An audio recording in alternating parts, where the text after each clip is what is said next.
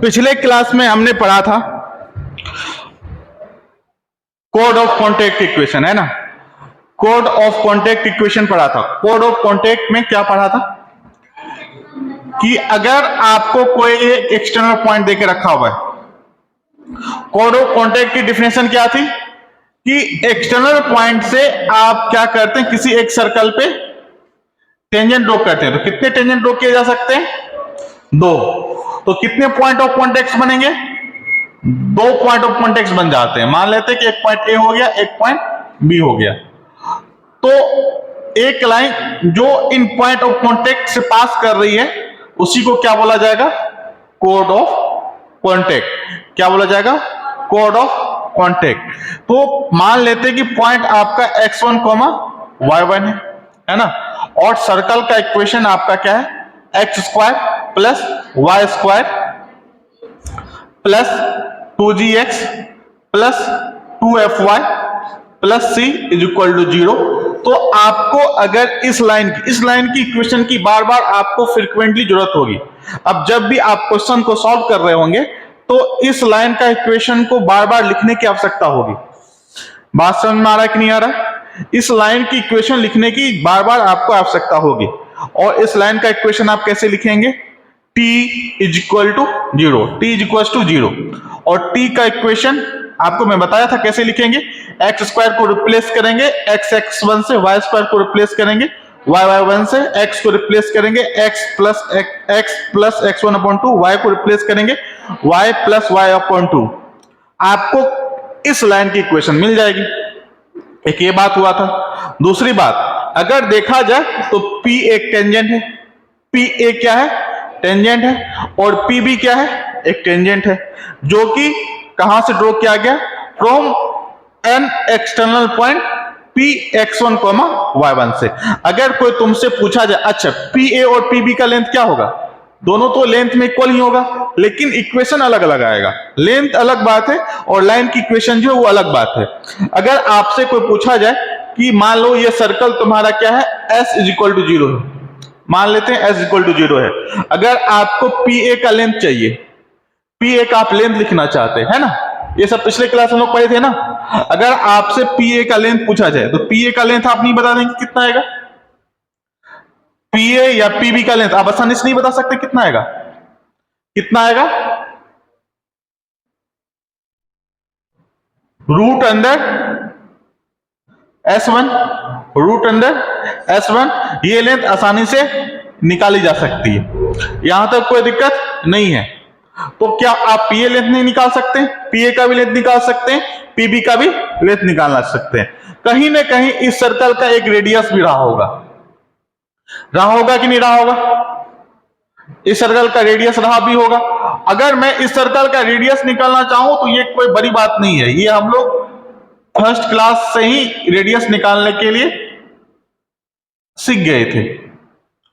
Radius अगर आपसे पूछा जाए, अगर मान लो ये सेंटर हो गया तो ये तुम्हारा रेडियस हो गया, तो रेडियस का लेंथ कितना आ जाएगा? Root under g² plus f² minus c। आप ये भी निकाल सकते हैं, ठीक है ना। अच्छा, इसमें S1 को क्या बोला गया था? मैंने पिछले कल बताया था, S1 को क्या बोलते थे? Power of point. Power of point से हम ये भी जानकारी कर सकते हैं कौन सा पॉइंट सर्कल के अंदर है और पॉइंट सर्कल पे लाई कर रहा है या सर्कल के बाहर में, ठीक है, इनसाइड है, ऑन द सर्कल है, या आउटसाइड में। यहां तक कोई दिक्कत नहीं था।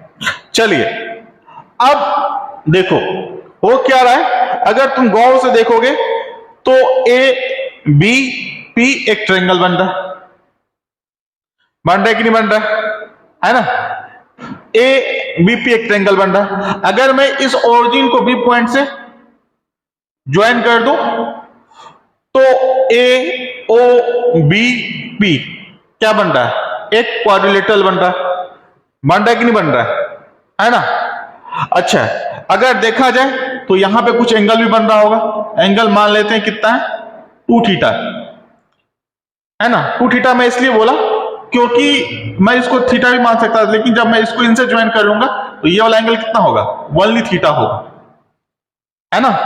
यहां पे पीओ क्या करेगा, एंगल बाइसेक्टर की तरह काम करेगा। तो टोटल कंप्लीट एंगल जो ए पी आएगा वो क्या आएगा, ए पी बी क्या आएगा, 2 थीटा आएगा। तो आपसे मैं आपको ये सब क्यों दिखा रहा हूं, क्योंकि ये सब आपसे पूछा जा सकता है। क्या पूछा जा सकता है, पूछा जा सकता है कि एरिया बताइए quadrilateral O A P B का एरिया क्या आएगा। पेयर ऑफ टेंजेंट्स जो है ये, अगर मैं इन दोनों कंबाइंड बोलूं तो बोलूंगा पेयर ऑफ टेंजेंट्स, है ना। तो पेयर ऑफ टेंजेंट के बीच का एंगल कितना होगा, है ना, पेयर ऑफ टेंजेंट का एंगल कितना बना रहा होगा, कितने पे इंटरसेक्ट कर रहा होगा, कितने एंगल पे एक दूसरे को, एक ही हो गया, ठीक है ना, कोई दिक्कत नहीं। तो आपसे ये भी पूछा जाता है ट्रायंगल ए बी पी का एरिया कितना आएगा, ट्रायंगल ए बी पी का एरिया कितना आएगा, ये भी पूछा जा सकता है। हाँ, डिफरेंट डिफरेंट तरीके से आपसे चीजें पूछी जा सकती है, और उसके लिए हेल्प आपको कौन करेगा, लेंथ ऑफ टेंजेंट, रेडियस और एंगल, इसी के हेल्प से आप काम करेंगे। आपको बस क्या मिलेगा, एक मिलेगा सर्कल और क्या मिलेगा, एक एक्सटर्नल पॉइंट जहां से आप दो टेंजेंट ड्रॉ कर पाएंगे। बात समझ में आ रहा है कि नहीं, आपको दिया क्या जाएगा, ओनली इक्वेशन ऑफ सर्कल और एक पॉइंट, इसके हेल्प से बाकी चीजें आपको निकालनी पड़ेगी। यहां तो कोई दिक्कत नहीं ना। अभी इसके बारे में हम लोग थोड़ा सा और पढ़ेंगे, लेकिन मैं इस आगे बढ़ने से पहले मैं आपको एक जगह पे और ले जाना चाहता हूं। ए ओ बी पी के बारे में एक मैं बताया कि क्वाड्रिलेटरल, ये एक कोई खास क्वाड्रिलेटरल, आप लोग बता सकते हैं ये कौन सा खास क्वाड्रिलेटरल है, एक स्पेशल टाइप का क्वाड्रिलेटरल।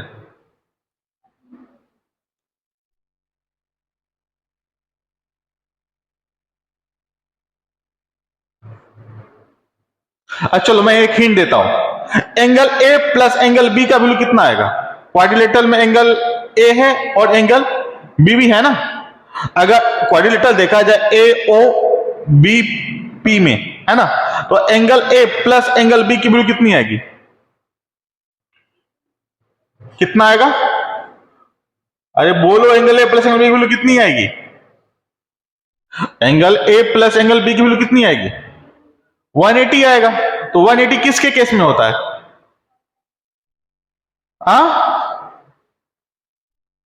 कौन सा quadrilateral, cyclic quadrilateral. Cyclic quadrilateral में अपोजिट एंगल्स के सम कितने होते हैं, 180 डिग्री होते हैं। तो एक सर्कल भी पास कर रहा होगा जो ए ओ बी और पी से पास कर रहा होगा, है ना, तो उस सर्कल का इक्वेशन भी पूछा जा सकता है। तो आप समझ पा रहे हैं ये कितना इंपॉर्टेंट है ना। तो एक एक करके हम लोग 5 डिडक्शन के अंतर्गत में इसको पूरा स्टडी करेंगे, ठीक है। लिखिएगा, ये तो कल आप लोग लिख दिए थे। 5 इंपॉर्टेंट डिडक्शन।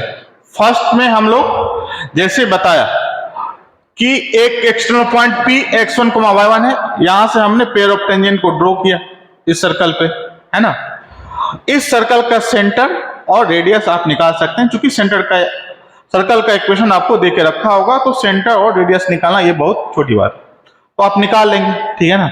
और साथ साथ आप PA और PB का लेंथ भी निकाल सकते हैं, जो कि मैं पिछले क्लास में बताया था काफी आसान तरीके से।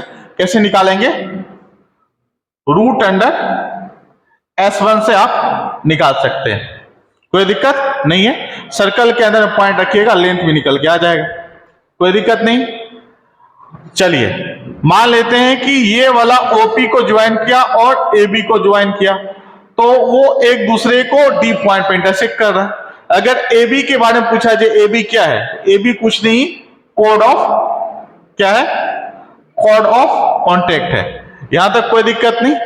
पहला जो इंपॉर्टेंट डिडक्शन है वो आपसे पूछा जा रहा है कि एरिया ऑफ क्वाड्रिलेटरल PAOB क्या होगा, क्या होगा, area of quadrilateral, area of quadrilateral APBO क्या होगा, एरिया ऑफ क्वाड्रिलेटरल क्या होगा। तो ये बहुत ही आसान है, हम देखो कैसे इसको कैलकुलेट करते हैं। पहली बात, अगर एरिया ऑफ क्वाड्रिलेटरल चाहिए तो हम लोग पहले क्या करते हैं, इस ट्रायंगल का एरिया और इस ट्रायंगल का एरिया को निकाल करके ऐड कर लेते हैं। अगर मैं तुमसे पूछूं कि बताओ एरिया ऑफ ट्रायंगल APO क्या होगा, तो ये बताना काफी आसान है। कैसे? क्योंकि ये कैसा ट्रायंगल है? राइट एंगल ट्रायंगल है, ये तो सबको दिख रहा होगा। जब राइट एंगल ट्रायंगल है तो बेस की लेंथ कितनी हो गई? बेस की लेंथ L हो गई, और ये हाइट कितना हो गया? R हो गया, है ना। तो 1/2 R इंटू L। ऐसे कितने ट्रायंगल है? 2 ट्रायंगल को ऐड करेंगे तो एरिया ऑफ क्वाड्रिलेटरल APBO आ जाएगा। तो कितना आ गया? ये तो बहुत आसान है ना, तो मैं डायरेक्ट लिख दूं, कोई दिक्कत नहीं ना। R इंटू L ये निकल के आ गया। यहां तक किसी को कोई दिक्कत नहीं है। सेकेंड इंपॉर्टेंट डिडक्शन है area of triangle PAB। Area of triangle PAB, area of triangle PAB, area of triangle PAB। Triangle दिख रहा है ना, किससे बना है? किससे बना है? पहले इसको समझो, किससे बना है? PAB, कोड ऑफ कॉन्टैक्ट और पेयर ऑफ टेंजेंट से मिलके ये ट्रायंगल बना हुआ है। पेयर ऑफ टेंजेंट एक x1 point P x1, y1 से ड्रॉ किया गया था सर्कल पे, और ये कोड ऑफ कॉन्टैक्ट इन तीनों लाइन के हेल्प से क्या बनाया गया है? बनाया गया है आप ट्रायंगल ही क्या है? आपका ट्रायंगल PAB। अब इसका एरिया चाहिए, तो एरिया निकालने के लिए हम लोग क्या निकाल सकते थे आसानी से? लेंथ निकाल सकते हैं, R निकाल सकते हैं। अच्छा, अगर मैं तुमसे एक इंपॉर्टेंट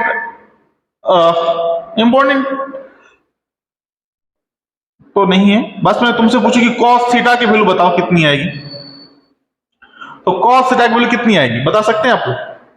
बहुत ही आसान है, ये बेस और ये वाला हाइपोटेनियस सही है, हाइपोटेनियस आसानी से निकाला जा सकता है। कितना आएगा? जब आपको बेस एंड परपेंडिकुलर पता है तो आप निकाल सकते हैं।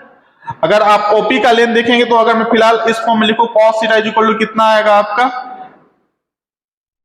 PA अपॉन OP आएगा, और PA का लेंथ बहुत आसान है L, और OP आप आसानी से निकाल सकते हैं root under R² plus L²। यहां तक किसी को दिक्कत नहीं है?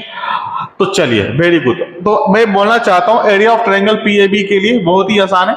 मैं लिखना चाहता हूं 1/2, बेस में AB ले लूंगा और हाइट क्या ले लूंगा? PD ले लूंगा, तो काम चल जाएगा, है ना। तो मैं लिख दिया 1/2, बेस का लेंथ आ गया आपका AB, और हाइट कितना आ गया? हाइट आपका आ गया PD। कोई दिक्कत नहीं। अच्छा, PA का जो अच्छा AB का लेंथ को मैं तोड़ के लिख सकता हूं 2 टाइम्स ऑफ AD? नहीं लिख सकता हूं। मैं AB की जगह लिख सकता हूं 2 times of AD into PD, तो 2 2 कट गए।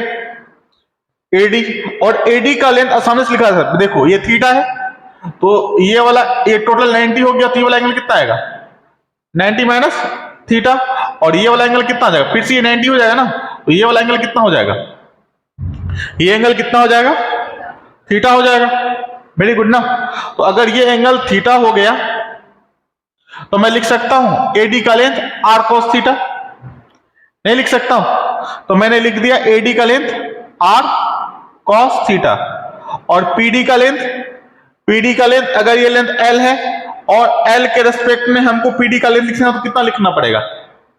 L cos थीटा लिखना पड़ेगा। तो मैंने लिख लिया L cos थीटा, तो दोनों को मल्टीप्लाई करेंगे तो आएगा R into L cos theta, और मैं पहले से cos थीटा की वैल्यू जो है यहाँ पे निकाल के रखा हुआ, तो cos थीटा की वैल्यू यहाँ पे रख दें। एक्चुअली cos स्क्वायर थीटा आएगा, है ना। तो cos थीटा की वैल्यू मैं यहाँ पे रख दूं तो कितना आ जाएगा? सभी को मल्टीप्लाई करने के बाद R L³ upon R² plus L²। ये क्या हो गया? Area of triangle PAB। इनको आप याद भी कर सकते हैं, तब आप जो है याद करके रखें। याद है तो ठीक है, नहीं तो कोई बात नहीं, आप निकाल सकते हैं। अगर आपको याद है तो आपको थोड़ा सा आसान पड़ सकता है, जब भी क्वेश्चन पूछेगा तो आपको टाइम डेरिवेशन पे नहीं लगाना होगा, आप डायरेक्ट जो है रिजल्ट का यूज कर सकते हैं। और जब आप JEE के लिए जा रहे थे उतना तो आप प्रिपेयर होके जाएंगे, ठीक है ना। तो ये आप, लेकिन इसका डेरिवेशन भी आपको ध्यान में रखना है ना। चलिए,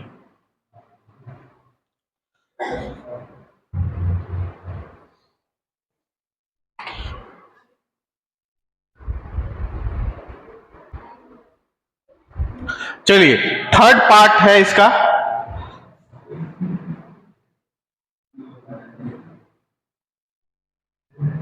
length of chord of contact. तो एक जो था हमने पढ़ा इक्वेशन क्या होगी कॉर्ड ऑफ कॉन्टैक्ट की, वो क्या होगा, T इक्वल्स टू 0। शॉर्ट में हम लोग T इक्वल्स टू 0 बोलते हैं। लेकिन अभी उनको इंटरेस्ट नहीं है इक्वेशन, वो क्या पूछना चाहता है, AB का लेंथ क्या होगा। तो जब मैं AB का लेंथ पूछूंगा तो किसी को बोलेगा कि अच्छा पॉइंट A मिल जाता, पॉइंट B मिल जाता, कितना अच्छा होता है ना, डिस्टेंस फॉर्मूला। अरे ये सब दिन चले गए, अब वो सब बेसिक ऐसा नहीं देगा, तुमको जुगाड़ लगाना पड़ेगा, है ना। जुगाड़ कैसे लगा सकते, तुम्हारे पास जो चीज अवेलेबल है उसी से काम निकालना होगा, है ना। बात समझ में आ रही नहीं है, जैसे कि रेडियस दे के रखा हुआ है, ये लेंथ निकाल सकते हो, करेक्ट ना। इसी से जुगाड़ लगा करके आपको AB का लेंथ चाहिए, है ना। तो मैं ये जरूर बता सकता हूं AD का लेंथ कितना होगा, AD का लेंथ, और AD का 2 टाइम्स ही क्या होगा तुम्हारा, AB होगा। अगर आपसे पूछा गया length of chord of contact, chord of contact का लेंथ आपका AB आएगा। AB को मैं लिख सकता हूं 2 टाइम्स ऑफ AD, और AD के बदले में लिख सकता हूं R cos थीटा। तो मैं लिख दिया R cos थीटा, और cos थीटा तो हम पहले से लिख के रखे हुए थे। अगर देखो तो cos थीटा मैं पहले से लिख के रखा हूं, cos थीटा की वैल्यू कितनी है, तो लिख लो यहां पे कितना आएगा, 2RL upon root under R square plus R square. तो ये नहीं हो गया length of chord of contact, निकल के आ गया ना, length of chord of contact, length of chord of contact.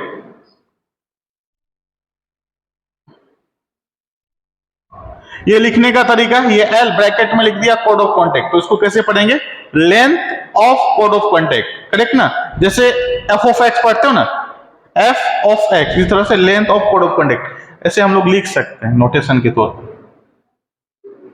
Small l से रिप्रेजेंट करता है length of chord of contact. तो 2RL upon root under R square plus R square आपका आ गया कॉर्ड ऑफ कॉन्टैक्ट की लेंथ। अब हम लोग बात करेंगे angle between the pair of tangents, है ना। फोर्थ पार्ट है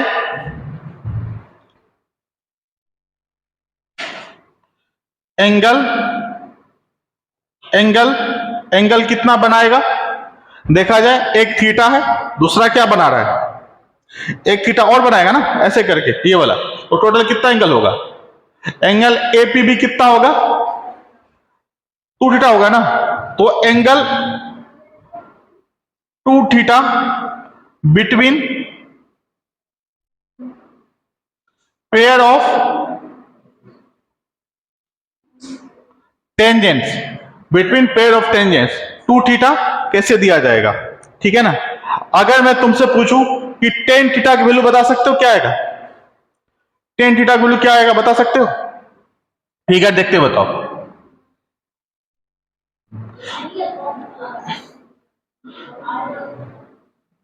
tan थीटा, तो अगर ये देखो कि ये राइट एंगल ट्रायंगल APO में, तो ये परपेंडिकुलर हो गया R, और ये वाला क्या हो गया आपका बेस हो गया, perpendicular upon base R upon L क्या दे देगा आपको, tan थीटा दे देगा। लेकिन आपको क्या चाहिए, आप इधर से भी थीटा निकाल सकते हो, 2 में मल्टीप्लाई कर लेंगे, करेक्ट ना। लेकिन कभी कभी ऐसा भी हो सकता है कि जैसे आ जाएगा tan इनवर्स 1/2, थीटा की वैल्यू आ गई tan इनवर्स 1/2, करेक्ट ना। तो उस समय तुम्हारा जो एंगल होगा कितना होगा, 2 थीटा होगा। तो तुम क्या करोगे, 2 टाइम्स tan इनवर्स 1/2। लेकिन कभी कभी इस फॉर्म में रिजल्ट नहीं रहता है ना। तो आपको क्या करना चाहिए, आप tan थीटा निकाल लेंगे, और आपको 2 थीटा निकालना है ना, तो tan 2 थीटा का फॉर्मूला लिख लेंगे। tan 2 थीटा का फॉर्मूला क्या होता है, 2 tan theta 1 minus tan square theta, correct. और यहां पे हम लोग r बाय l रख देंगे, किसके जगह पे, tan थीटा के जगह पे। तो यहां से वैल्यू निकल के आ जाएगी 2r upon l 1 minus r square upon l square. यहां तक कोई दिक्कत नहीं। इनको थोड़ा सा सॉल्व कर लेते हैं। तो tan 2 थीटा की जो वैल्यू आएगी वो आ जाएगा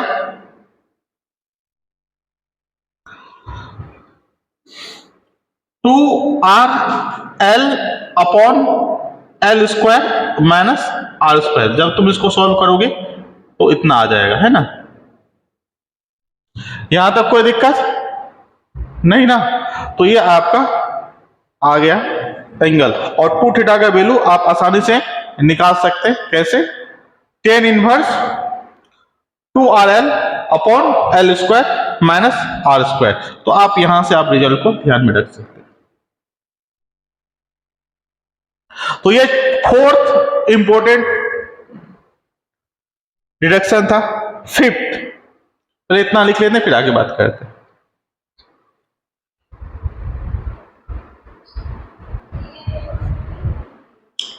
चलिए, fifth, equation of circle circumscribing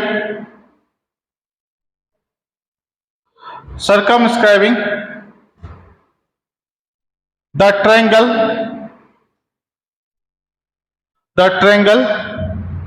PAB, equation of circle circumscribing the triangle PAB। तो देख लेते हैं ये लास्ट रिडक्शन।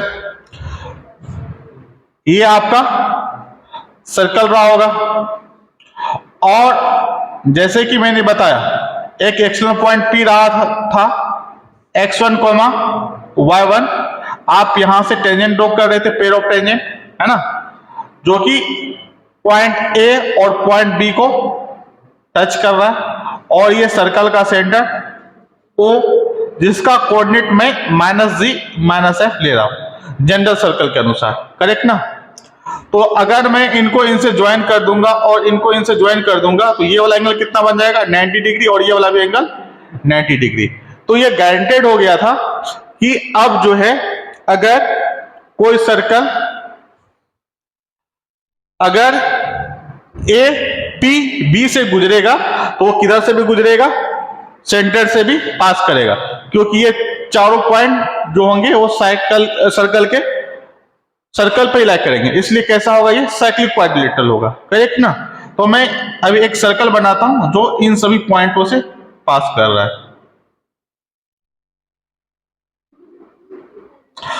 है ना। तो ये क्या हो गया आपका circle of triangle PAB।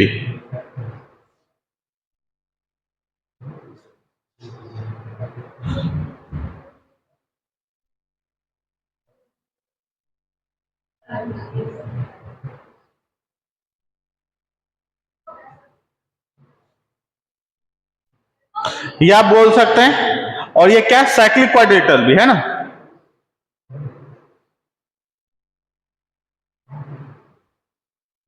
Cyclic quadrilateral passing through the point. अब इसका इक्वेशन देखो क्या होगा। इसका इक्वेशन काफी आसान है। कैसे आसान है, क्योंकि ये अब गारंटेड था कि मैं मुझसे क्या बोला गया था कि ये किसका equation of circle circumscribing the triangle PAB। और ये अब जो है कहां से पास करेगा, सर्कल के सेंटर से ही पास करेगा। जब सेंटर से पास करेगा, अगर मैं इनको गौर से देखूं तो P और O एक डायमीटर हो जाएगा और डायमीटर्स के इन पॉइंट्स मुझे पता है।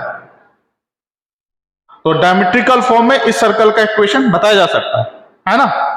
अगर तुम देखोगे OP क्या हो गया, डायमीटर हो गया इस सर्कल का, है ना। OP अगर डायमीटर होता है ना, OP आपका डायमीटर हो गया तो हम लोग डायमेट्रिकल फॉर्म यूज करके इस सर्कल का इक्वेशन लिख सकते हैं। तो इक्वेशन क्या बन जाएगा, x plus G X minus x1 plus y plus f y minus y1 equal to 0। यही आपका इक्वेशन ऑफ सर्कल आ जाएगा। यहां तक कोई दिक्कत नहीं। अब हम लोग कुछ इसके आधार पे क्वेश्चन करते हैं। क्वेश्चन है tangent P A and P B are drawn from point P 4,3 to circle X square plus Y square is equal to 9। Find. First part है पी ए का लेंथ निकालना है, मतलब टेंजेंट का लेंथ निकालना है। Second area of quadrilateral P O B, मैंने अभी जस्ट बताया था। सी पार्ट ए बी का लेंथ निकालना है। ए बी का मतलब कोड ऑफ कॉन्टेक्ट का लेंथ निकालना है। कोड ऑफ कॉन्टेक्ट का लेंथ निकालना आपका ए बी जो होगा कोड ऑफ कॉन्टेक्ट है। Area of triangle P A B है ना, area of triangle P A B. और E part equation of circum circle. वही 5 इंपॉर्टेंट डिडक्शन का है सारा क्वेश्चन, तो आप एक एक करके निकालिए।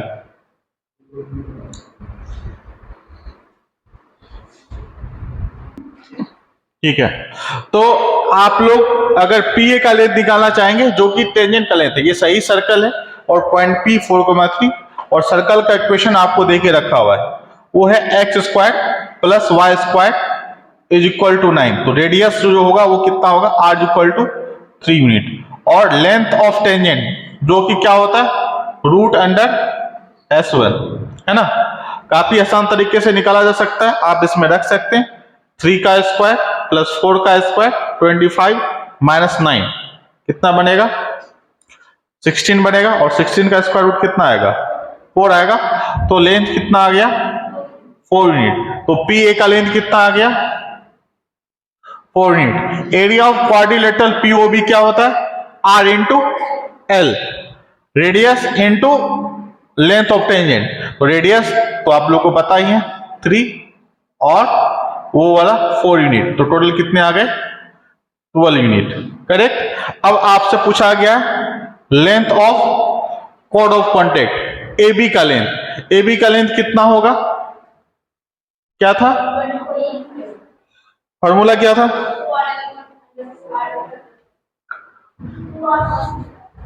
हाँ वही आप निकाल भी सकते, फॉर्मूला याद नहीं है तो। अगर formula 2RL upon R square plus L square, तो वैल्यू रख लेते हैं 2 इंटू 3 इंटू 4 और इधर में करेंगे 3 का स्क्वायर प्लस 4 का स्क्वायर तो 5 निकल के आएगा। तो आपके पास निकल के आएगा 24 अपॉन 5, यही ना। अब area of triangle PAB, area of triangle PAB बहुत आसान था, कितना निकल के आया था R square plus L square. तो रेडियस आपको पता है, आपको लेंथ ऑफ टेंजेंट भी पता है, आप यहां पे रख दीजिए, आंसर आपके सामने होगा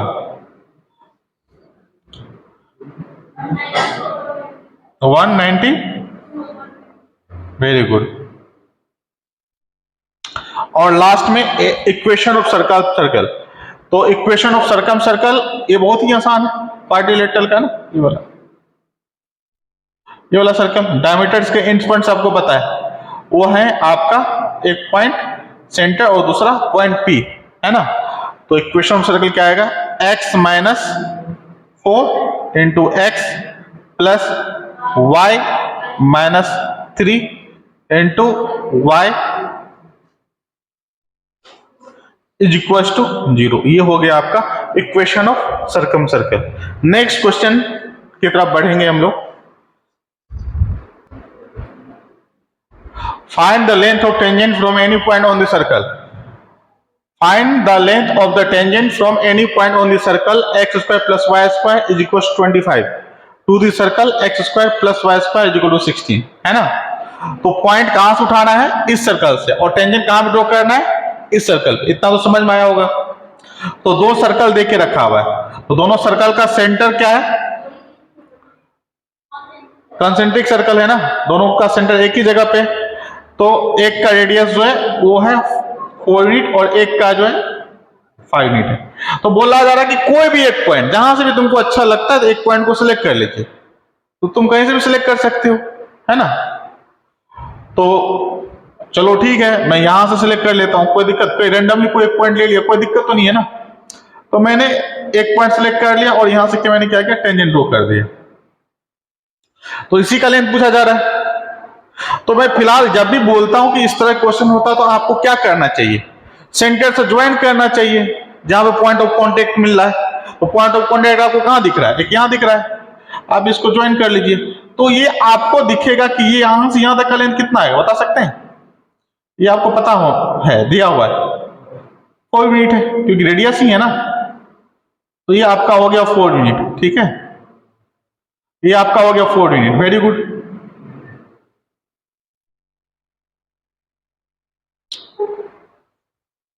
कोई दिक्कत नहीं। अच्छा, अगर मैं इनको इनसे ज्वाइन कर दूंगा तो ये वाला कितना आएगा, एकदम छोटा सा ज्योमेट्री। तुमसे क्या पूछा गया, यही लेंथ पूछा गया ना, एल। और ये वाला कितना है 5। अगर मैं पूछूं कि ये वाला एंगल कितना बन रहा होगा, 90 डिग्री एंगल बन रहा है, और तुमसे ये एल पूछा जा रहा है और ट्रायंगल है, तो एल नहीं निकाल पाओगे। कितना आएगा, 3 यूनिट आएगा, 3 4 5 ट्रिपलेट बनाएगा। यही क्वेश्चन था, और क्या था।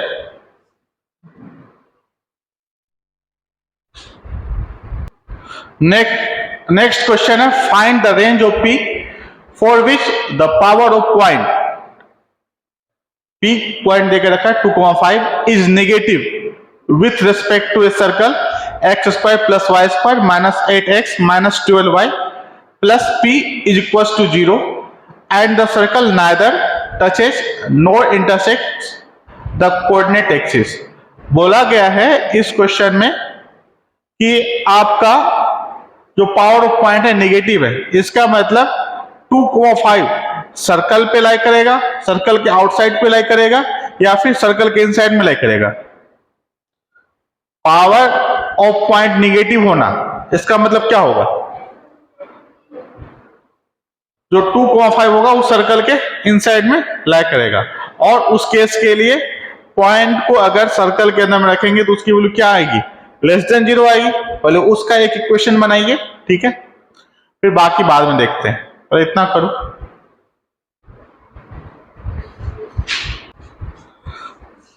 चलिए देखते हैं इसको क्या है। बोला गया power of point is negative. Power of point मतलब अगर सर्कल के अंदर में मैं पॉइंट रख दूंगा 2,5 है ना, x के जगह पे 2 और y के जगह पे 5, तो इसकी वैल्यू क्या आएगी, 0 से कम आ जाएगी, करेक्ट ना। इसी को बोलते हैं पावर ऑफ पॉइंट। तो वैल्यू कितनी आएगी, मैं यहां पे रख देता हूं, x का 2, तो 2 का स्क्वायर 4, 5 का स्क्वायर 25, 4 + 25 -16 -60 + p। जब आप इनको कैलकुलेट करेंगे तो पाएंगे p का वैल्यू क्या हो जाएगा, -47 से कम है। ये आपका इक्वेशन जो हो गया 1 हो गया। काफी आसान था। फिर उसके बाद बोल रहा है कि ये तो नाइदर x एक्सिस को टच कर रहा है या और y एक्सिस, दोनों को x एंड y कट कर रहा है। तो पहले हम लोग ये देखेंगे कि ये x एक्सिस को ना तो टच करे ना ही कट करे, है ना। तो उसके लिए जो x इंटरसेप्ट है उसको क्या करना पड़ेगा, हटाना पड़ेगा। तो x इंटरसेप्ट में जो होता है अंडर रूट लिखते हैं ना, g² - c। अगर g² - c की वैल्यू <0 हो गई तो वो x एक्सिस को ना तो टच करेगा ना ही कट करेगा। तो मैं लिखने वाला हूं g² - c की वैल्यू <0। तो g की वैल्यू अगर देखी जाए तो कितनी, यहां से 4 यूनिट 4 आएगा, तो 4 का स्क्वायर, और c की जगह p दे के रखा है, तो मैं लिख सकता हूं यहां से जो p आएगा वो क्या आएगा, 16 से जो होगा वो बड़ी क्वांटिटी होगी। यहां तो कोई दिक्कत नहीं। और इसी के साथ साथ बोल रहा है कि वो y एक्सिस को भी क्या होगा, ना तो टच करेगा ना ही कट करेगा। तो इससे स्पष्ट है कि f² - c की वैल्यू क्या आएगी, <0 आएगी। तो f देखा जाए तो क्या आएगा 6 का स्क्वायर माइनस p, तो यहां से निकल के आ रहा p का जो वैल्यू होगा वो 36 से ज्यादा होगा, ऐसा। ये आपका थर्ड पार्ट हो गया, करेक्ट ना। अगर हम लोग 1, 2 एंड 3 का इंटरसेक्शन लेंगे, है ना, तो आपको कुछ इस तरीके से दिखेगा। फर्स्ट में बोला गया कि 47 से क्या होना चाहिए, कम होना चाहिए, तो चलो ठीक है। उसके बाद बोला गया है 16 से क्या होनी चाहिए, बड़ी होनी चाहिए। वेरी गुड, 16 से क्या होनी चाहिए, बड़ी होनी चाहिए। तो 16 यहीं कहीं पे लाई कर रहा होगा, 16 से बड़ी होनी चाहिए। फिर दूसरी बात ये भी बताया कि 36 से क्या होनी चाहिए, बड़ी होनी चाहिए। तो 36 से बड़ी होनी चाहिए, वो मैं कर दिया। तो जब मैं देखा कि तीनों में कॉमन कहां पे आ रहा है, तो 36 से लेकर के 47 तक, तो यहां पे मैं बोल सकता हूं P बिलोंग्स टू 36 से लेकर के 47 तक। यही आपका आंसर है। नेक्स्ट क्वेश्चन की तरफ बढ़ेंगे। नेक्स्ट क्वेश्चन है, find the locus of a point the tangents from which to the circles. दो सर्कल का इक्वेशन देके रखा है, 4x² plus 4y² minus 9 is equal to 0 and 9x² plus 9y² minus 16 is equal to 0 are in the ratio 3:4, है ना।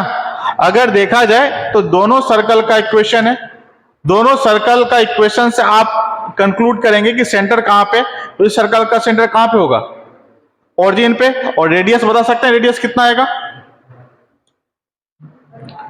3/2, और इस circle का रेडियस क्या आएगा 4/3, ठीक है ना। ये हो गया, वेरी गुड।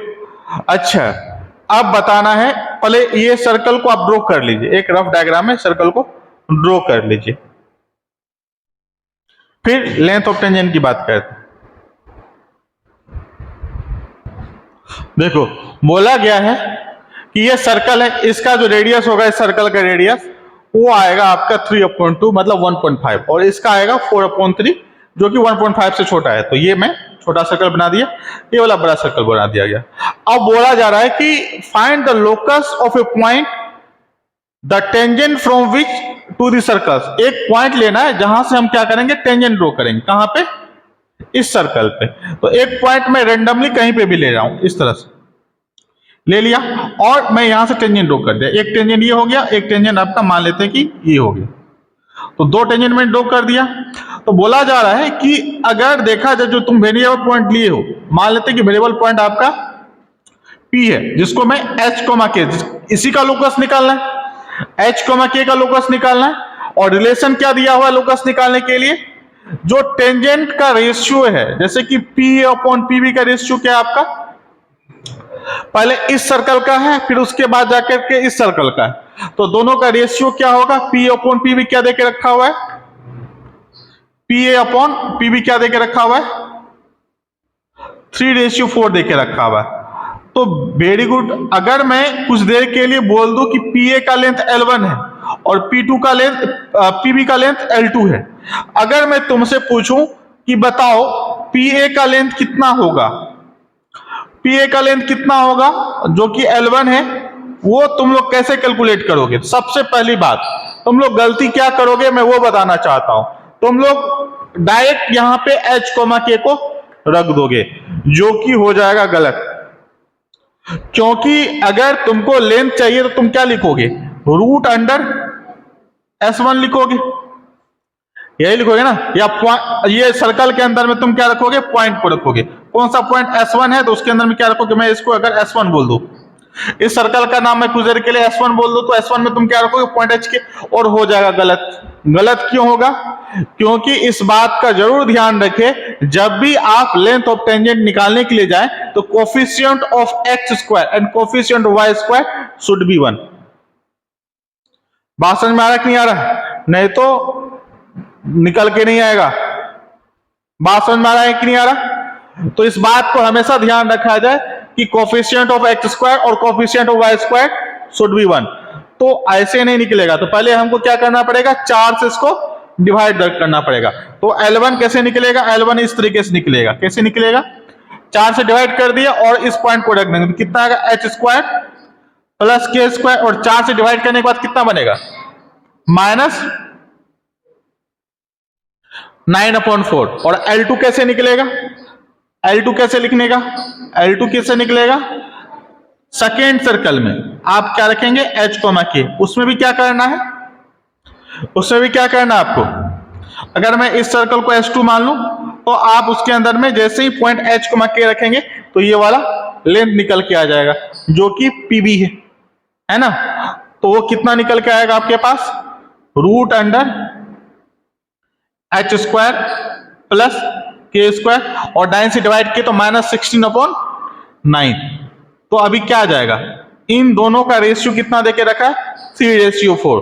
तो अपन अभी रखेंगे यहां पे, अगर स्क्वायरिंग करके लिखेंगे तो स्क्वायर रूट हट जाएगा, तो क्या लिख सकते हैं, h square plus k square minus 9/4 upon h square plus k square minus 16/4 is equal to 3:4। Cross multiply करेंगे और h, k को रिप्लेस करेंगे x, y में, 16/9 आएगा। यहां तक कोई दिक्कत नहीं, करेंगे तो आंसर आपके पास आ जाएगा। इसी से स्क्वायर रूट हटेगा ना जी, तो बाकी जो जैसा वैसा ही तो लिखा, और इस साइड में भी स्क्वायर करना बाकी है, तो यहां से मैं कर लेता हूं और क्रॉस मल्टीप्लाई भी कर देता हूं और h, k को रिप्लेस भी कर देता हूं, किसमें, x, y से रिप्लेस कर देता हूं। तो आपके पास बन जाएंगे 16x square plus y square minus 9/4 is equal to 9x square plus x square plus y square minus 16, और वैल्यू आ जाएगी यहां से 16x स्क्वायर और माइनस 9x स्क्वायर कितना आएगा, 7x square, 16y square minus 9y square, क्या आ जाएगा, 7y square, और ये 4 और 4 कैंसिल आउट हो जाए,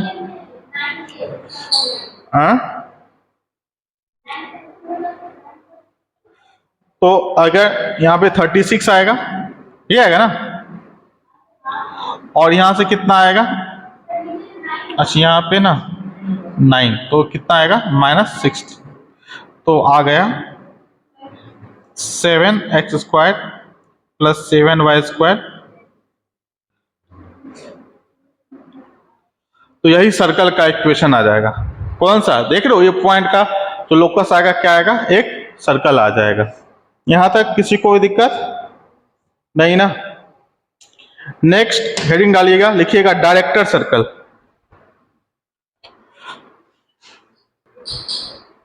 चलो, डायरेक्टर सर्कल क्या है, locus of intersection of two mutually perpendicular tangents.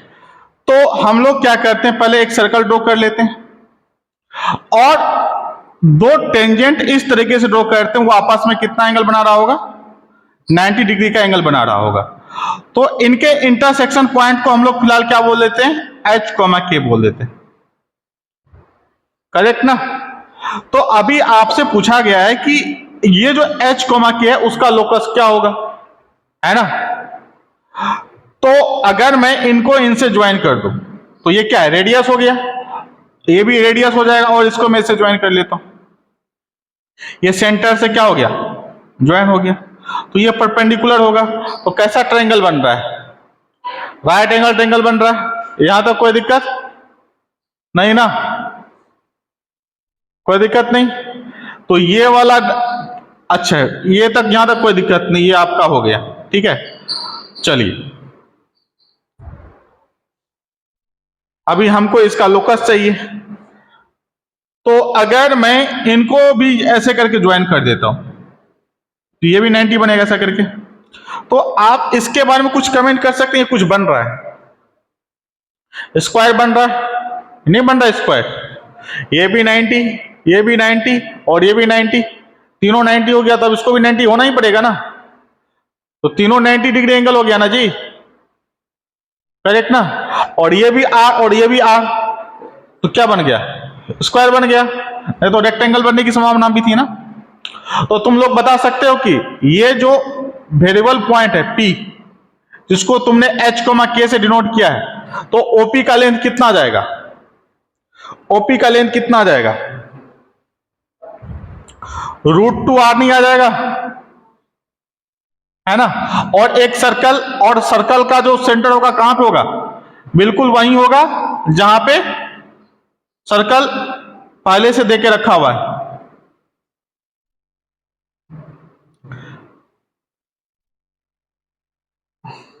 Concentric circle नहीं होगा, आपको नहीं लग रहा है,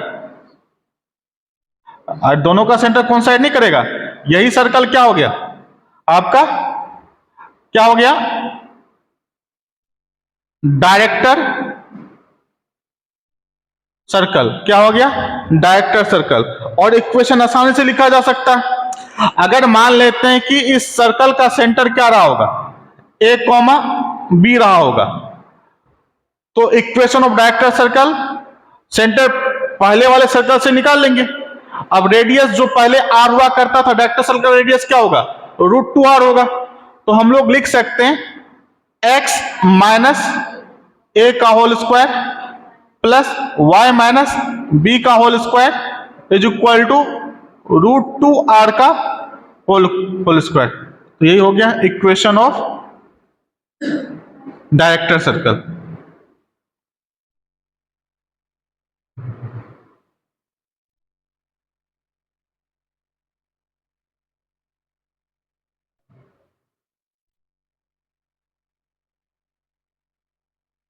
equation of director circle, equation of director circle.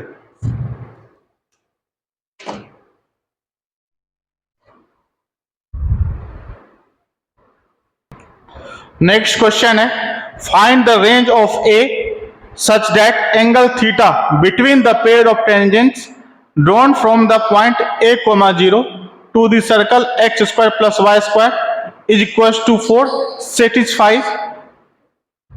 Theta जो है वो किसके बीच में लाई कर रहा है, बिटवीन π/2 एंड π के बीच में। अभी मैंने आपको कॉन्सेप्ट समझाने की कोशिश किया जब मैं पढ़ा रहा था, है ना। तो अगर आपका ये सर्कल रहा जिसका रेडियस 2 यूनिट है ना, x square plus y square is equal to 4, और एक पॉइंट जो है कहां पे लाई कर रहा है, x एक्सिस में लाई कर रहा है। ये तुम्हारा x एक्सिस हो गया, ये तुम्हारा y एक्सिस हो गया। तो a, 0, अभी भी मैं बताया कि ये पॉइंट अगर इन्फिनाइट डिस्टेंस पे हो, है ना, मतलब ये बहुत दूर हो इस सर्कल से, तो अगर आप पेयर ऑफ टेंजेंट ड्रॉ करेंगे तो कितना एंगल बनता हुआ प्रतीत होगा आपको, एंगल कितना बनता हुआ दिखाई देगा आपको। आप लोगों को बताया था ना भी 0 डिग्री, है ना, दिखेगा कि पैरेलल हो रहे हैं टेंजेंट्स। अगर वो सब जितना पॉइंट दूर होगा सर्कल से उतना छोटा एंगल बनेगा, और सर्कल से पॉइंट जितना पास होगा उतना बड़ा एंगल बनेगा, है ना। तो अभी क्या है, ये आपका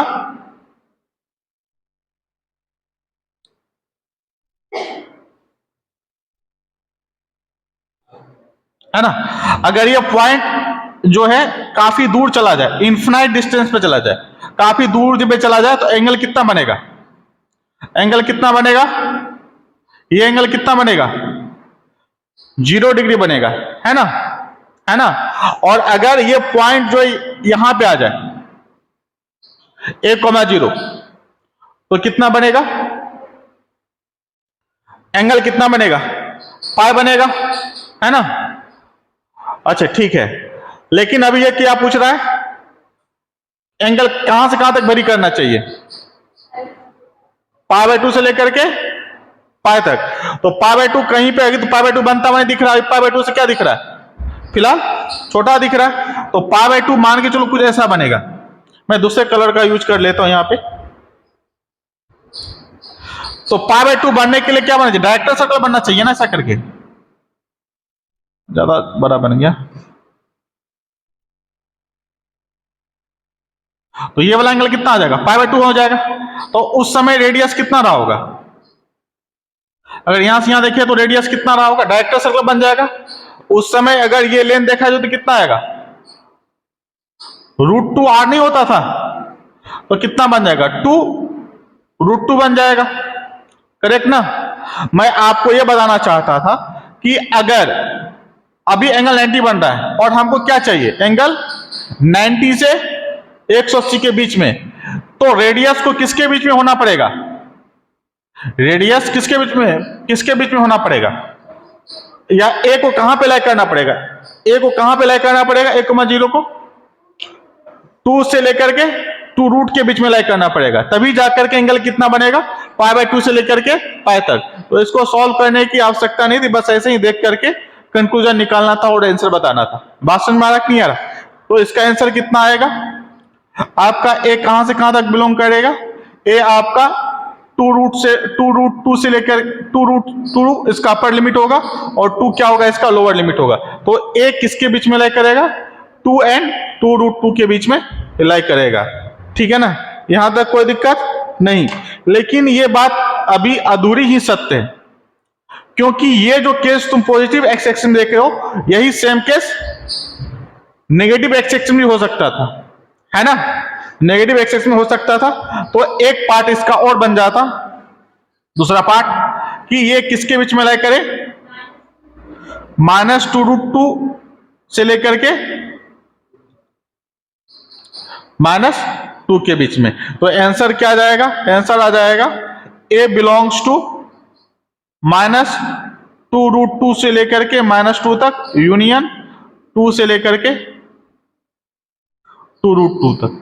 यहां तक कोई दिक्कत नहीं, बोलिए यहां तक कोई दिक्कत नहीं ना। नेक्स्ट हेडिंग डालिएगा,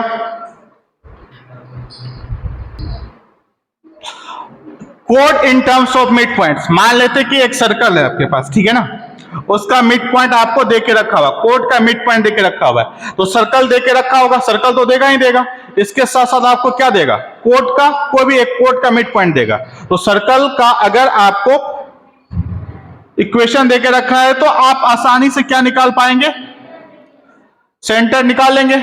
और आपको क्या देके रखा है, मिड पॉइंट देके रखा हुआ है। मिड पॉइंट क्या है, P एक पॉइंट है मान लेते ये, तो ये आपका मिड पॉइंट देके रखा हुआ है P।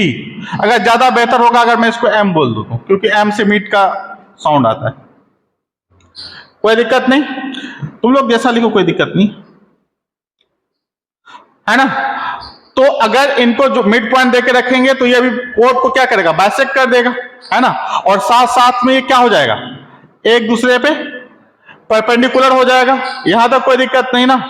अगर मैं चाहूं तो इसका स्लोप आप आसानी से लिख सकते हैं, स्लोप ऑफ दिस लाइन। अगर मैं बोलूं कि स्लोप क्या आएगा, OM का, OM लाइन सेगमेंट का स्लोप क्या आएगा, तो आप आसानी लिख सकते हैं y1 प्लस f और x1 प्लस जी। अगर आप इस लाइन का स्लोप लिखना चाहेंगे, कोड का slope, slope of code, slope of code लिखना चाहेंगे तो आप आसानी से लिख सकते हैं। क्या लिखना चाहते हैं, -x1 प्लस जी। ये कितना आसान नहीं है, अगर किसी का बेसिक अगर बिल्डअप हो गया है ना, तो कोऑर्डिनेट से आसान कुछ है ही नहीं। वैसे हर एक चीज आसान हो जाता है, लेकिन कोऑर्डिनेट काफी आसान हो जाता है। और आपको किसका इक्वेशन चाहिए, कोड का। क्या कोड का स्लोप पता है और कोड पे एक पॉइंट नहीं पता है, तो आप डायरेक्ट लिख सकते हैं कोड का इक्वेशन, वो आएगा y minus y1 slope minus x1 plus g y1 plus f और फिर x माइनस x1। इसी को क्रॉस मल्टीप्लाई करेंगे। इसी को जब क्रॉस मल्टीप्लाई करेंगे तो आपके सामने एक स्टैंडर्ड इक्वेशन तैयार होगा। वो इक्वेशन क्या है, इधर ध्यान दो, सब इधर ध्यान दो। वो इक्वेशन आपको इस फॉर्मेट में दिखेगा, देखिए इधर ध्यान दो, t is equal to S1। जब उसको हम लोग थोड़ा सा सिंप्लीफाई करेंगे और कुछ ऐड करेंगे तो आपको ऐसा दिखेगा। ये याद करना बहुत ही आसान है, T is equal to S1। तो अब तुम लोग बोलोगे कि सर टी क्या है? टी कुछ नहीं है, वही एक्स स्क्वायर को रिप्लेस करते थे तो क्या बनता था? टी क्या है? एक्स स्क्वायर को रिप्लेस करने के बाद x1, वाई स्क्वायर को रिप्लेस करेंगे तो क्या बनेगा? y1, x को रिप्लेस करेंगे तो g x प्लस x1 और y को रिप्लेस करेंगे तो f y plus y1 plus c। यहां तक कोई दिक्कत नहीं, पहले ही बताया जा चुका था, यही टी है। और तुम पूछोगे कि सर S1 क्या है, तो मैं बोलूंगा कुछ नहीं है, ये जो पॉइंट है, अगर ये सर्कल का इक्वेशन आपको दे के रखा हुआ है X square plus Y square plus 2gx plus 2fy plus c is equal to 0, तो आपको कुछ नहीं करना है। इसी पॉइंट को इस सर्कल में जब रखेंगे तो उसी को क्या बोलते हैं? S1 बोलते हैं। बात समझ में आ गया कि नहीं आ गया? तो यहां से क्या होगा? x1 का स्क्वायर प्लस y1 का square plus 2g x1 plus 2f y1 plus c। तो t is equal to S1, ये शॉर्ट फॉर्म है ना? बात समझ में आ रहा है? अगर तुम दोनों को रखोगे तो कुछ ज्यादा लंबा इक्वेशन बन जाएगा, करेक्ट ना? तो इसको हम लोग थोड़ा तरीके से यूज करते हैं, हमेशा जहां मन वहां यूज नहीं करते, है ना? जहां पे थोड़ा इक्वेशन का जो सर्कल का इक्वेशन हो थोड़ा स्टैंडर्ड हो, छोटा हो, तो इसको यूज करना प्रीफर माना जाता है, इसको हम लोग यूज कर सकते हैं। वैसे भी जब हम इस पे क्वेश्चन प्रैक्टिस करेंगे तो आपको आइडिया लग जाएगा कि हमको कैसे यूज करना है। यहां तक कोई दिक्कत नहीं। तो आपसे बस मैं नेक्स्ट क्लास में जब भी पूछूंगा कि बताओ इक्वेशन ऑफ कोड इन मिड पॉइंट फॉर्म, तो क्या बोलना होगा? T is equal to S1।